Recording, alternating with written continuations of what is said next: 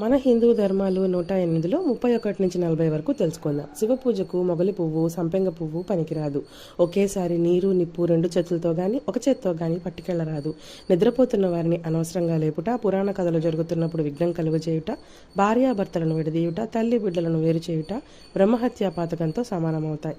చిన్నపిల్లల్ని చూడడానికి వెళ్ళేటప్పుడు, అనారోగ్యవంతుల దగ్గరికి వెళ్ళేటప్పుడు, గుడికి వెళ్ళేటప్పుడు, గురు దర్శనానికి వెళ్ళేటప్పుడు, పురాణం వినటానికి వెళ్ళేటప్పుడు ఒట్టి చేతులతో వెళ్ళరాదు. ఏదో ఒకటి సమర్పించుకోవాలి. ఎంగిలి నోటితో గురువుతో మాట్లాడరాదు. ఎంగిలి చేతో ఏ పదార్థాన్ని చూపించరాదు. పురాణాలు దానం చేస్తే గొప్ప విద్యావేత్తలవుతారు. గొడుగు చెప్పులు కలిపి కానీ, గోవును కానీ దానం చేస్తే భయంకర యమమార్గం సులభంగా దాటగలరు. అన్నదానం, జలదానం చేసేవారు సుఖమైన మరణాన్ని పొందుతారు. సువర్ణ దానం చేసేవారు ఐశ్వర్యవంతుల ఇళ్లలో పుడతారు. కాశీలో గురు పూజ చేసిన వారిని కైలాసవాస సౌఖ్యం కల్పిస్తుందంట. ఒకరి బట్టలు మరొకరు కట్టరాదు. ఒకరు తీసివేసిన జంధ్యం మరొకరు ధరించరాదు. మన హిందూ ధర్మాలు